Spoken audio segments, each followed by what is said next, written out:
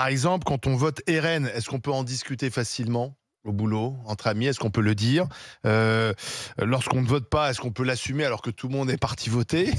Est-ce qu'on peut assumer que finalement on n'est pas concerné par ce qui se passe? Tiens, Mehdi Guézard, toi qui es patron de PME, est-ce que dans ta boîte, on en parle? Non, ben il y en a, on en a parlé, il y a 2 employés à moi qui sont autour d'un verre qui m'ont dit comme quoi ils allaient voter RN. Oui, donc ils l'ont assumé. Ils me l'ont assumé pleinement. Et, 2 salariés à ils se toi? sont expliqués, 2 collaborateurs à moi, ils se sont expliqués pourquoi. Et j'ai essayé, moi, de comprendre pourquoi. Et en fait, ils te disent des choses simples. Eux, ils s'en foutent de la bourse, du marché européen. Eux, ils te disent des choses très simples et ils ont raison, qu'ils les touchent tous les jours. Ils te disent, il nous a promis de baisser l'électricité, il nous a promis de baisser le gaz, il nous a promis de baisser l'essence, il nous a promis de baisser la TVA sur les choses de première nécessité. Moi, ça me touche directement à mon portefeuille, à mon bien-être. Voilà, il m'a dit, maintenant... Est-ce que l'argument, on n'a pas encore essayé? Il me l'a dit, justement, il m'a dit, Ouais. on a essayé les autres, ça n'a pas marché.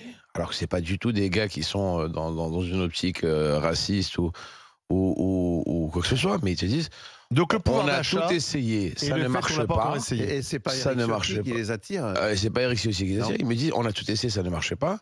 Là, et il y en a 2. Vraiment, ils sont 2. Et ils me l'ont dit d'une façon très claire. Et je respecte leur choix parce que voilà.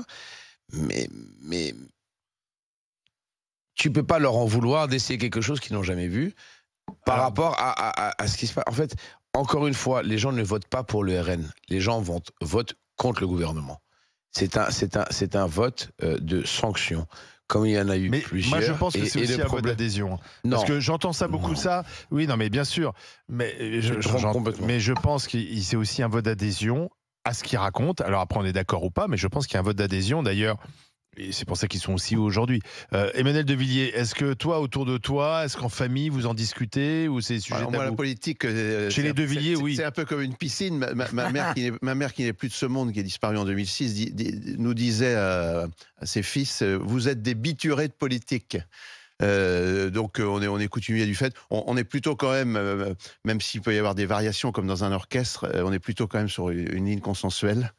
Ligne de droite, conservateur, des réacs. Hein, vous êtes des réacs, vous assumez chez Devilliers. Absolument. Mais j'ai l'impression que tu l'es moins que ton frère ancien ministre.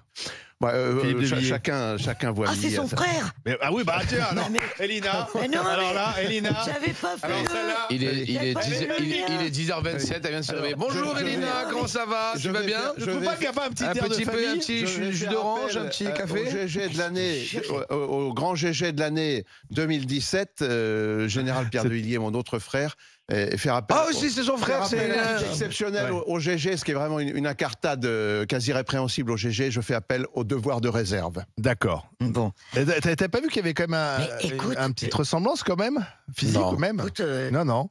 ça m'est pas apparu. Je suis la synthèse de mes frères, mais tu as combien de frères? Pour ce qui est de Philippe, certains disent que je suis le même en mieux démoulé. Mais bon, c'est peut-être le même en mieux démoulé. C'est joli. Elina, est-ce que tu en discutes autour de toi? Toi, tu es intervenante sociale, donc alors moi, je travaille auprès des familles. Je travaille particulièrement. Et des gens les plus fragiles, voilà. Je travaille particulièrement dans le milieu associatif, donc dans de nombreuses associations, et je peux vous assurer. Tout le monde vote à gauche. Non, pas du tout. Alors là, tu te trompes complètement. Par exemple, quand je fais des distributions alimentaires, je peux vous assurer que je me tais à l'idée qu'il y ait des bagarres. Alors, il y a ceux qui disent, je vous jure que c'est vrai, hein, vous pouvez venir à République à mardi, ouais, de toute façon, on donne tout aux Ukrainiens, nous, on n'a rien, on est des Français. Mais ce qui n'est pas faux non plus. Hein. Non, mais je vous jure que...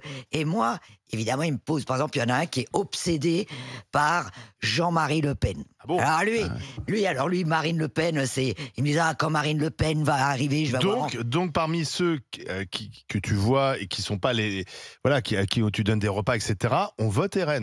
Ah ben, je peux t'assurer. Ah ben oui, parce qu'ils trouvent tout injuste. Ils pensent exactement ce que raconte. Alors, il y a du mensonge dans ce que dit Monsieur Bardella quand il raconte que dans les HLM, il y a que des demandeurs d'asile, des migrants. Ça, c'est un gros mensonge, puisque pour aller en HLM, faut être français ou avoir des papiers au carré, avoir un boulot, etc. Puisqu'au bout du compte, faut quand même payer son loyer. Et comment dire? Et donc, en fait, donc les gens sont engagés. Ah ben attends, dans la rue, il y en a qui votent, hein, parce qu'il y en a qui travaillent, qui sont en CDI et tout ça. Ouais. Et moi, alors, je suis comme ça, et je me dis, bon, allez, je suis obligé, parce que moi, je suis en maraude, t'es très proche des gens. Et tu les écoutes. Mais des fois, je suis un peu hypocrite, parce que, attends, eux, tu les connais pas, ils sont en colère, ils ont pas de toi. Bien sûr. Je dis, oui, bon, on en reparlera demain. Je suis un peu hypocrite. Mais... Cédric est avec nous au 32-16. Bonjour Cédric. Bonjour à tous. Vous vous appelez de Fougelu en Seine-et-Marne. Est-ce que vous discutez politique en famille là, en ce moment?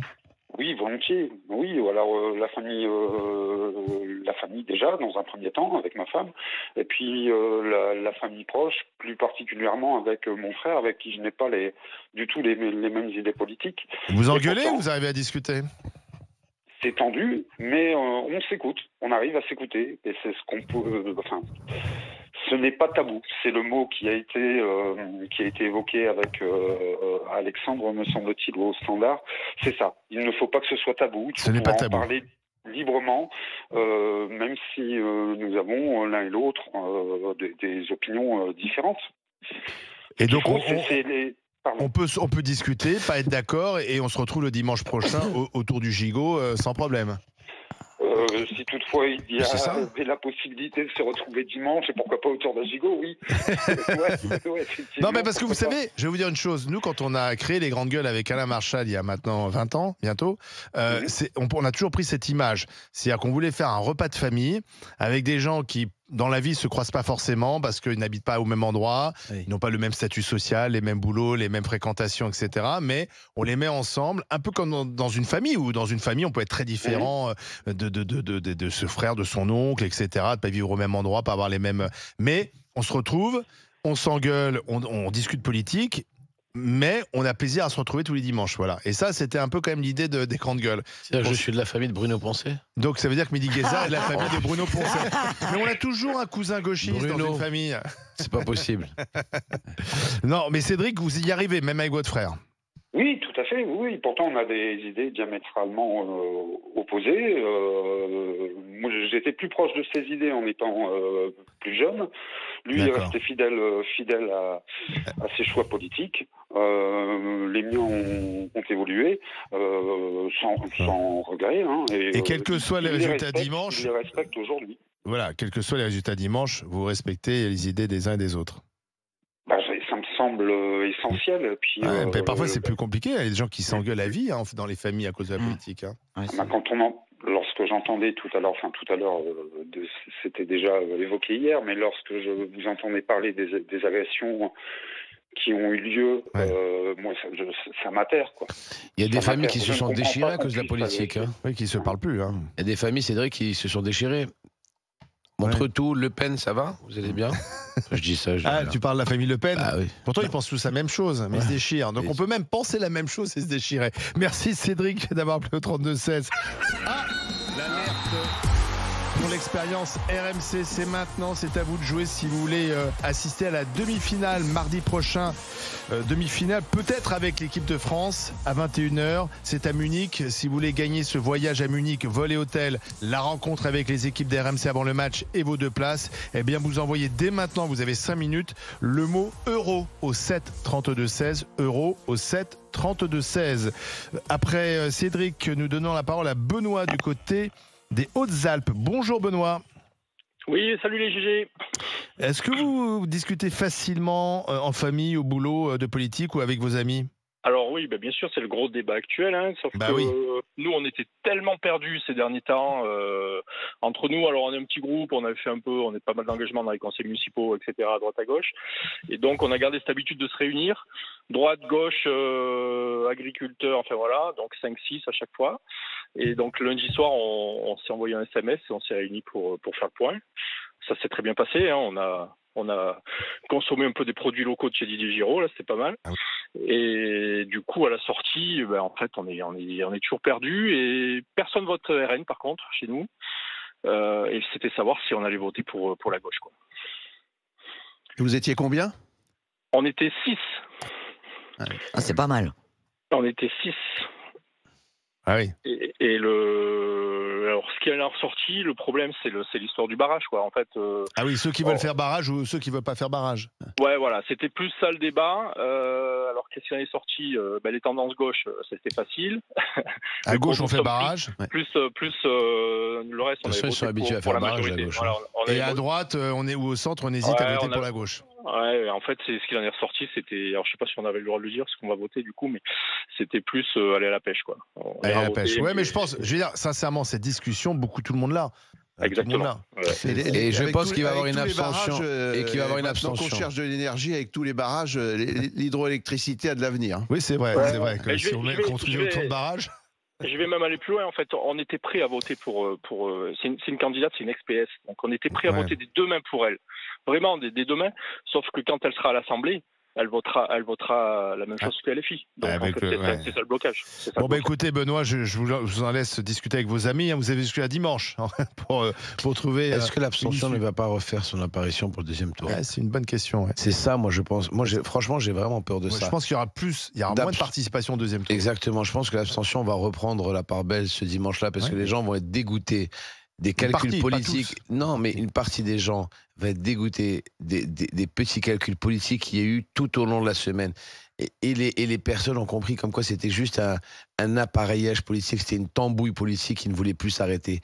Et ça, les gens en ont marre. C'est pour ça que d'un point de vue électoral, le RN risque de faire un score quand même un peu raffermi, supérieur au dernier sondage, parce que le vote d'adhésion est plus fort au RN auquel Olivier faisait référence va se confirmer au deuxième tour. Oui, et alors que ailleurs, on va plus hésiter. On verra. En tout cas, on vous posait la question, parler politique en famille, entre amis, au boulot, est-ce que vous osez le faire?